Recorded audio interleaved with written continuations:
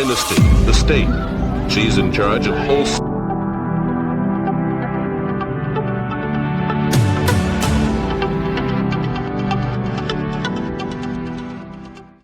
Hello everyone, नमस्ते, सत श्री अकाल।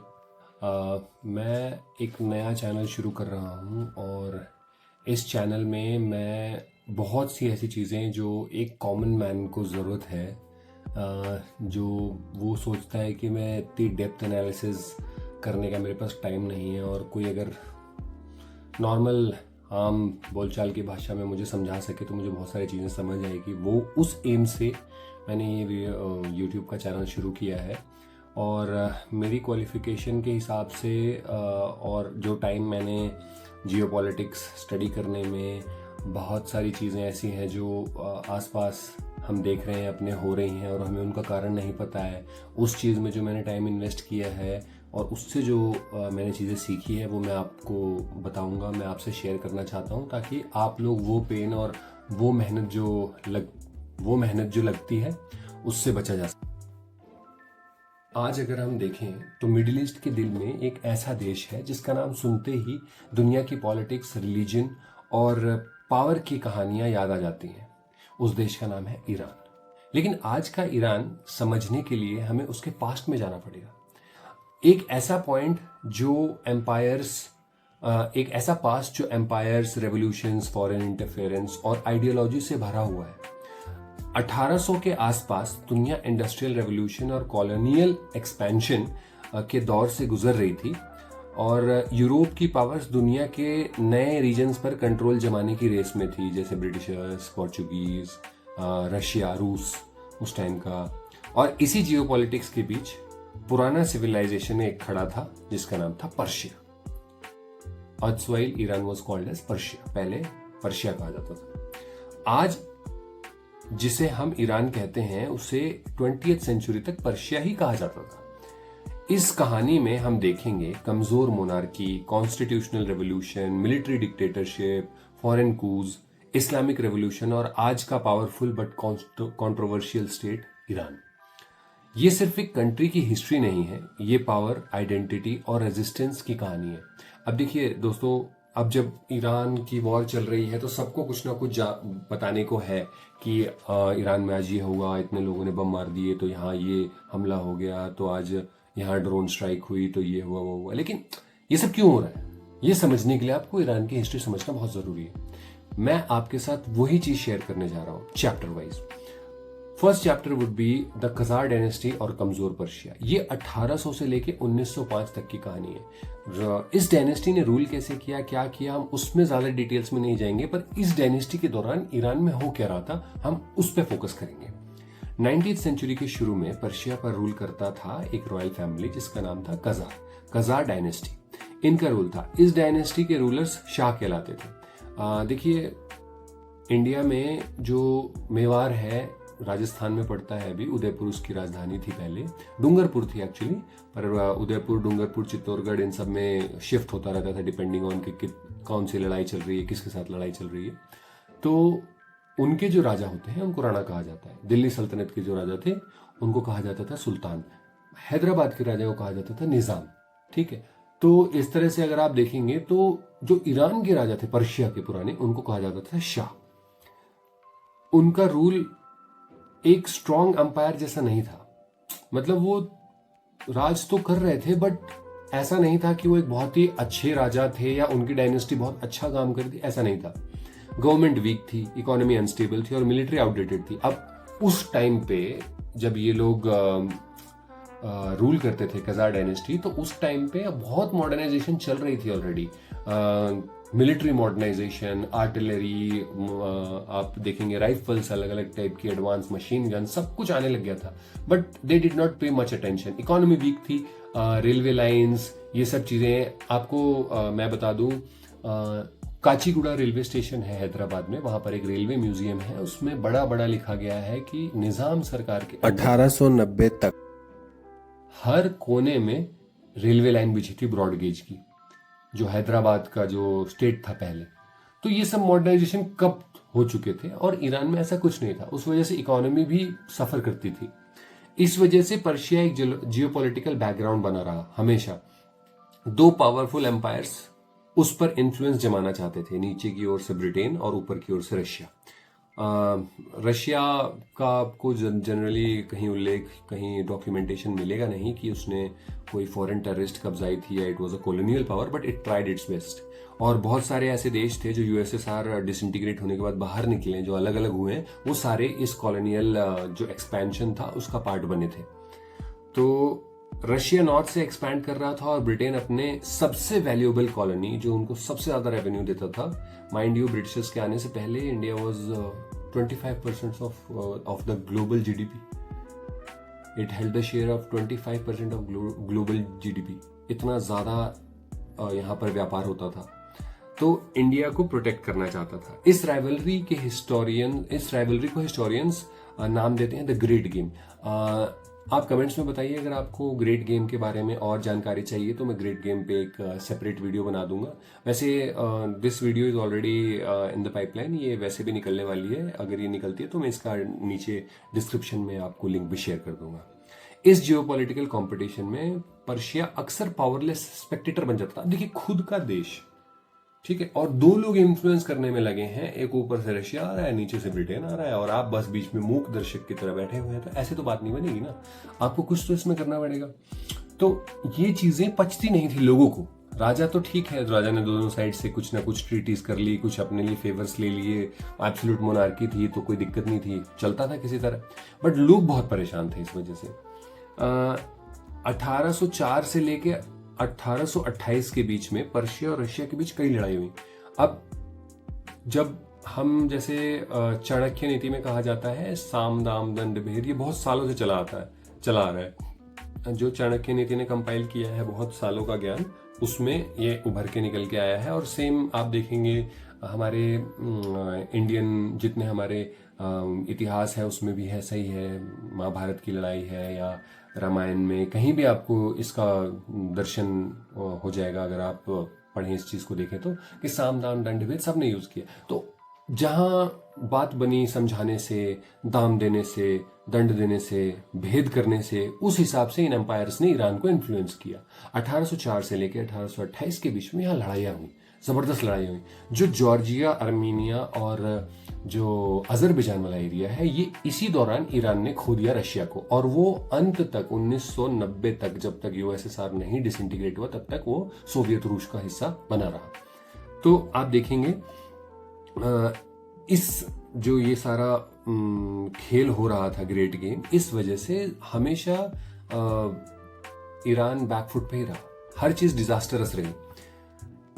ट्रीटीज जैसे treaty of Gulistan, treaty of तुर्कमेनचे ने पर्शिया को अपने नॉर्दर्न टेरिटरीज रशिया को देने पे मजबूर कर दिया। ये लॉसेस सिर्फ टेरिटोरियल नहीं थे, उन्होंने पर्शियन सोसाइटी को डीपली शॉक किया। अब इस शॉक की वजह से जो वहां पे merchant, scholars, religious leaders, students ये थे, इनकी आंखें खुली, इनको लगा कि यार ये जो हो रहा है हमारे देश में, इसको कंट्रोल करना बहुत मुश्किल है, हम कैसे कर पाएंगे। और इस वजह से हमारा कितना नुकसान हो रहा है, राजा को फर्क पड़े ना पड़े, एक आम आदमी के ऊपर कितना burden, excessive taxation, forced military recruitments, forced labour, ये सारी चीजें बहुत रैम्पेंट हो जाती थी। हर लड़ाई जो हो रही है जिसमें पर्शिया की हार हो रही है या वहां से लोग मारे जा रहे हैं या कुछ ट्रीटी उसकी वजह से टेरिटरी चली जा रही है, तो उसमें कितना नुकसान है देश का। अब जो ये 3 अलग अलग देश मैंने आपको बताए, अजरबैजान जहाँ पे अजेरी लोग रहते हैं, आर्मीनिया, जॉर्जिया, ये सब इनके हिस्से थे पहले। तो ब्लैक सी से कैस्पियन सी तक डायरेक्ट लिंक था इनका, इसके थ्रू तुरंत ये दोनों साइड देख लेते थे। लेकिन अब ये चले गए, पहले ये शाह के अंडर आते थे, रशिया में चले गए तो उनके ऊपर अलग जुल्म ढाए गए। बहुत सारी चीजें ऐसी छोटी छोटी। ये हमारा पॉलिटिकल सिस्टम इतना आउटडेटेड हो गया है, लोगों के दिमाग में ये घुसने लग गया और हमको अब चेंज चाहिए। ये सवाल हमारा जो चेंज वाला है, यही हमारा अगला चैप्टर की फाउंडेशन बनता है। Constitutional revolution which started in 1905 and 1911। Now 20th century के स्टार्ट तक पर्शिया में करप्शन, इकोनॉमिक क्राइसिस और फॉरेन इन्फ्लुएंस बहुत ज्यादा बढ़ चुका था। टैक्सेस बढ़ रहे थे लेकिन डेवलपमेंट नहीं हो रही थी। टैक्सेस बढ़ रहे थे, आप उसके रीजंस मैं आपको दे चुका हूँ, ठीक है। मेंटेन करना है फौज को, अपने जो ट्रेड रिलेशंस है उनको भी मेंटेन करना है। कहीं किसी ट्रीटी में आपने पहले ये भी होता था कि अगर कोई लड़ाई हार गया तो उसको इतना पैसा पे करना पड़ेगा जो लड़ाई जीता है उसको, तो उसमें बहुत सारा पैसा जा रहा था। बहुत सारी ऐसी छोटी छोटी चीजें थी। तो 1905 में एक हिस्टोरिक मूवमेंट शुरू हुआ जिसको हम कहते हैं पर्शियन कॉन्स्टिट्यूशनल रेवोल्यूशन। प्रोटेस्टर्स की बहुत ही सिंपल डिमांड्स थी, एब्सोल्यूट मोनार्की को खत्म किया जाए, कि सिर्फ राजा का रूल नहीं चलेगा, रिप्रेजेंटेटिव्स का चलेगा। एब्सोल्यूट और कॉन्स्टिट्यूशनल मोनार्की का फर्क यही है कि कॉन्स्टिट्यूशनल मोनार्की में राजा होता है पर वो सिग्नेटरी बॉडी की तरह देखा जाता है पूरे गवर्निंग सिस्टम में। जैसे प्रेसिडेंट ऑफ इंडिया है, संसद कानून बनाती है, सब कुछ करती है, और वो कानून जब ग्राउंड पे आता है तो हमेशा प्रेसिडेंट ऑफ इंडिया की ओर से आता है। इस तरह से कॉन्स्टिट्यूशनल मोनार्की भी काम करती है। एब्सोल्यूट मोनार्की उल्टा है। एब्सोल्यूट मोनार्की हर चीज जो राजा कह दे एब्सोल्यूट मोनार्की में वही होता है। जैसे सऊदी हो गया, ठीक है, जॉर्डन हो गया, ये सारे देश हो गए। तो एब्सोल्यूट मोनार्की को खत्म करके कॉन्स्टिट्यूशन लाओ। प्रेशर इतना ज्यादा हो गया कि शाह को कॉम्प्रोमाइज करना पड़ा। अब कजार डायनेस्टी, अभी तक कजार डायनेस्टी चल रही है। कजार डायनेस्टी के राजा जिनको शाह कहा गया, तो एक पार्लियामेंट बनाई गई। कॉन्स्टिट्यूशन को पहले अडॉप्ट किया गया, फिर एक पार्लियामेंट बनाई गई जिसे कहा गया मजलिस। अब इंडियन पार्लियामेंट को कहा जाता है संसद, जिसमें राज्यसभा और लोकसभा है। यूएस जो पार्लियामेंट है उसको कहा जाता है सेनेट, जिसमें सेनेटर्स बैठते हैं हर स्टेट से 2। और इसी तरह की एक पार्लियामेंट वहां बनाई गई जिसे कहा गया मजलिस, जहां पे prime minister was the executive head और वो इलेक्टेड रिप्रेजेंटेटिव्स के साथ बैठ के डिसीजंस लिया करते थे, जिनको शाह सिग्नेटरी बॉडी की तरह साइन करके फाइनल लॉ में कन्वर्ट किया करते। ये मिडिल ईस्ट का एक बहुत ही बड़ा हिस्टोरिक स्टेप था। पूरे मिडिल ईस्ट में इस तरह का कॉन्स्टिट्यूशनल रेवोल्यूशन इस मैसिव स्केल पे पहले देखने को नहीं मिला था। पहली बार इस रीजन में इस्लामिक सोसाइटी ने कॉन्स्टिट्यूशनल डेमोक्रेसी एस्टैब्लिश की थी। जमहूरियत एक एस्टैब्लिश हुई थी उस टाइम पे। फॉरेन पावर्स को यह पसंद नहीं आया, जाहिर सी बात है। जो सिस्टम चल रहा था उनको बहुत मजे आ रहे थे। अब अगर राजा हट जाता है तो बहुत लोगों को एक साथ जवाब देना होगा, पब्लिक रिप्रेजेंटेटिव्स को जवाब देना होगा, ठीक है, और उनके पास पावर और पब्लिक सेंटिमेंट्स भी बहुत ज्यादा होते हैं, तो उनको आप ऐसे हटा भी नहीं सकते। तो फॉरेन पावर्स का इसमें जो लॉस जो उन्हें दिखने लगा, तो उस वजह से उनको ये पसंद नहीं आया डेवलपमेंट।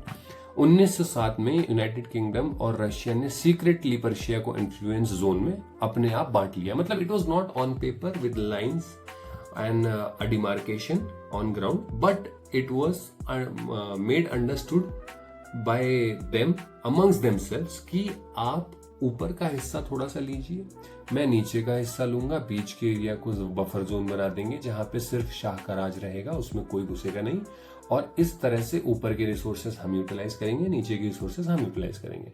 जस्ट फॉर एग्जांपल अगर मैं इंडिया का एग्जांपल दूं तो यूपी, हरियाणा, पंजाब, बिहार, बंगाल, सिक्किम, अरुणाचल, ये असम, नागालैंड, मणिपुर, मिजोरम, त्रिपुरा, ठीक है, ये नॉर्थ जो कि किसी के इन्फ्लुएंस में, और बीच की बेल्ट राजस्थान, मध्य प्रदेश, छत्तीसगढ़, झारखंड, उड़ीसा, ये खाली, और नीचे की बेल्ट महाराष्ट्र के नीचे वाला सारा कुछ, महाराष्ट्र, तेलंगाना, आंध्र प्रदेश, फिर उसके बाद कर्नाटका, गोवा और केरला, तमिलनाडु, ये एक बेल्ट, ठीक है। तो नीचे का हिस्सा ब्रिटेन ने ले लिया जो ईरान का था अपने जोन ऑफ इन्फ्लुएंस में, और ऊपर वाला रशिया ने ले लिया। तो इस एग्रीमेंट ने पर्शियन सॉवरेंटी को प्रैक्टिकली अंडरमाइन कर दिया, ऑलमोस्ट खत्म ही हो गया, थोड़ा सा हिस्सा बचा था उनके पास बीच का, और कॉन्स्टिट्यूशनल मूवमेंट वीक हो गया।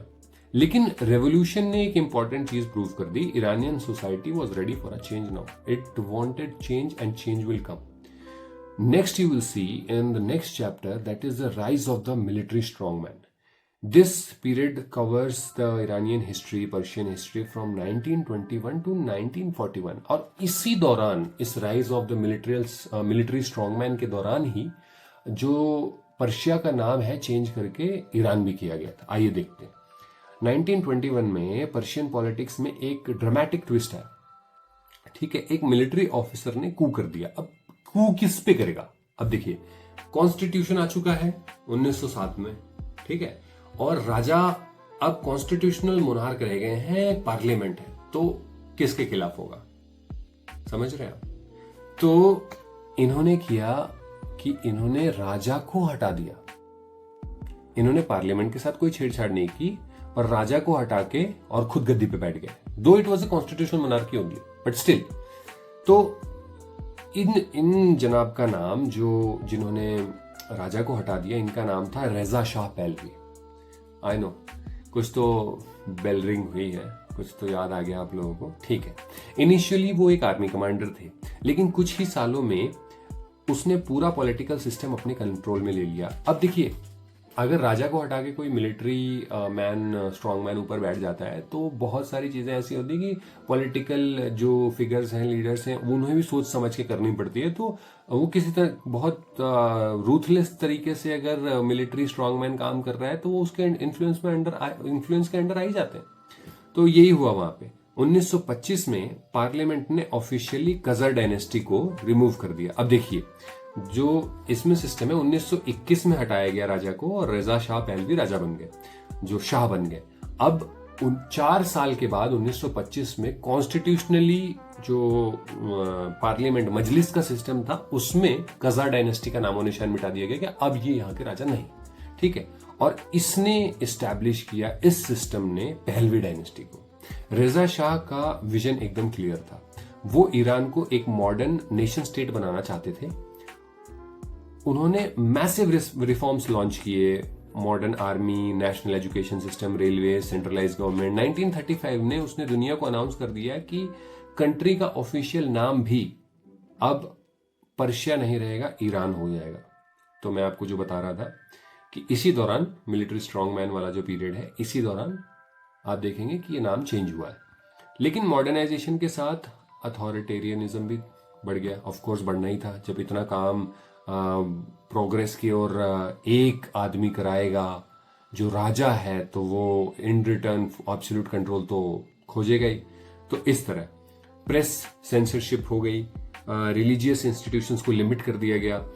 फिर वर्ल्ड वॉर 2 का टाइम आया। वर्ल्ड वॉर 2 के टाइम पे ईरान के साथ बहुत ही अजीब अजीब चीजें हुई। ईरान फिर से ग्लोबल जियोपॉलिटिक्स के बीच फंसा। अब इस टाइम पे सिचुएशन ऐसी थी कि जो रेजा शाह पहलवी थे, तो लोग सस्पेक्ट करते थे कि ये जर्मन्स की साइड हो जाएंगे।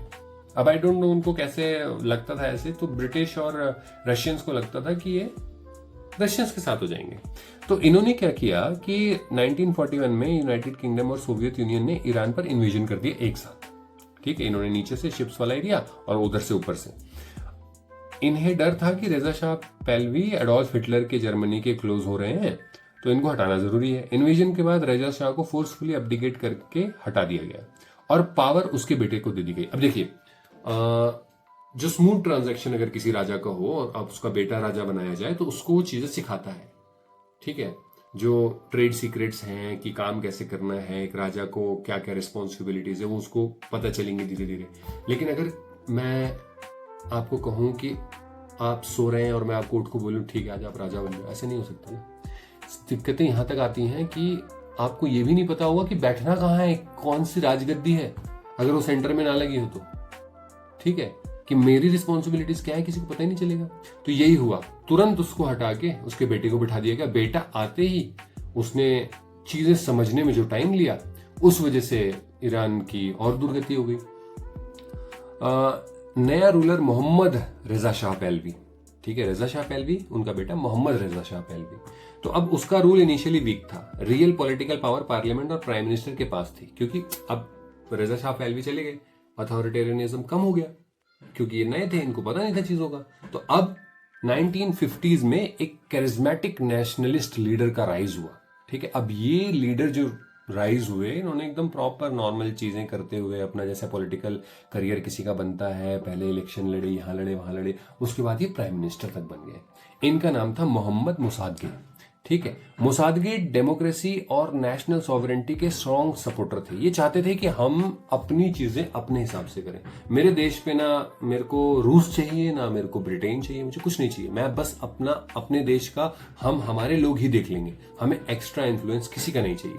मुसादगे ने सबसे बड़ा कंट्रोवर्शियल डिसीजन लिया। उन्होंने जो ईरान की जो नेशनल इंडस्ट्री थी तेल की, उसको इन्होंने नेशनलाइज कर दिया। अब ये एक ब्रिटिश ऑयल कंपनी चला रही थी, ब्रिटिशर्स का तेल जा रहा था उनकी कॉलोनीज का, उनके फ्रिगेट्स का, उनके जहां जहां उनके लोकेशंस थे, बेसिस थे, हर जगह का बहुत बहुत ही ज्यादा सस्ते दरों में। ठीक है, अब जैसे उन 99 साल की लीज पे ले लिया करते थे ये चाय के बागान इंडिया में अलग अलग जगह पे, तो उस हिसाब से इन्होंने ये भी कर लिया था पहले कज़ार डायनेस्टी के टाइम पे। तो अब इनको बुरा लगने लग गया। ये एंग्लो इरानियन ऑयल कंपनी था नाम उस कंपनी का, और ये जो मुसादगे थे इन्होंने इसको नेशनलाइज करा दिया। इस वजह से ब्रिटिश बहुत फ्यूरियस हो गए। कोल्ड वॉर के दौरान अमेरिका भी वरीड हो गया कि ईरान बॉर्डर शेयर कर रहा था सोवियत रशिया के साथ, तो कहीं ये उनके साथ ना मिल जाए। अगर उनके साथ मिल जाए तो warm water port access direct Russia को मिल जाएगा, और ईरान उनके खेमे में जाने की वजह से पूरी जो पेट्रो डॉलर इकोनॉमी है जो जिसको एस्टैब्लिश किया था, पेट्रो डॉलर इकोनॉमी के लिए मैंने एक और वीडियो बनाई है, उसका लिंक आपको मेरे डिस्क्रिप्शन में मिल जाएगा, नहीं तो मेरे और वीडियोस में भी है। तो पेट्रो डॉलर इकोनॉमी जो है वो बिगड़ जाएगी, क्योंकि ईरान के पास था ऑयल। अब ऑयल अगर डायरेक्ट रशिया को या इधर उधर बेचना शुरू कर दिया और पेट्रोल में ना सिस्टम चला, वो कोल्ड वॉर के दौरान ऐसे ही हो रहा था, बहुत चीजें जो यूएस करना चाहता था उसको सोवियत रूस करने नहीं दे रहा था, तो बहुत नुकसान हो जाता। तो उनको भी ये डर था। और फिर 1953 में एक सीक्रेट ऑपरेशन लॉन्च हुआ, अगेन एक और कू। अब ये कू सेंट्रल इंटेलिजेंस एजेंसी MI6 दोनों ने मिलकर किया। CIA central intelligence agency America की, यानी कि यूनाइटेड स्टेट्स ऑफ अमेरिका की इंटेलिजेंस एजेंसी, और MI6 मिलिट्री इंटेलिजेंस 6 ब्रिटेन की मिलिट्री इंटेलिजेंस एजेंसी है। इंडिया की भी है 2। आप लोग मतलब है तो और भी, पर प्रोमिनेंट 2 हैं। आई वुड रिक्वेस्ट कि आप लोग कमेंट बॉक्स में उनका नाम लिखें, और उनके एरिया ऑफ रिस्पॉन्सिबिलिटी जिसको कहते हैं उसका भी नाम लिखें कि कौन एक्सटर्नल है कौन इंटरनल है। शाह को इस कू से हटा दिया गया, सॉरी मुसादगे को ये कू करके, जो कि पार्लियामेंट में हेड थे, हेड ऑफ द पार्लियामेंट थे उस टाइम पे, प्राइम मिनिस्टर थे, उनको हटा दिया गया और शाह को पूरी पावर दे दी गई। अगेन आप देखिए, पहले absolute monarchy, constitutional revolution, constitutional monarchy, again coup, उसमें से कज़ार डायनेस्टी हटा के नया राजा उसको भी हटा के उसका बेटा राजा, फिर उसका बेटा राजा बना तो प्राइम मिनिस्टर ज्यादा पावरफुल हो गया, तो उसको हटा के दूसरा प्राइम मिनिस्टर, ठीक है, और वापस राजा को सारी पावर। तो एब्सोल्यूट मोनार्क, कॉन्स्टिट्यूशनल मोनार्क, फिर एब्सोल्यूट मोनार्क, ये चला यहां तक 1953 तक।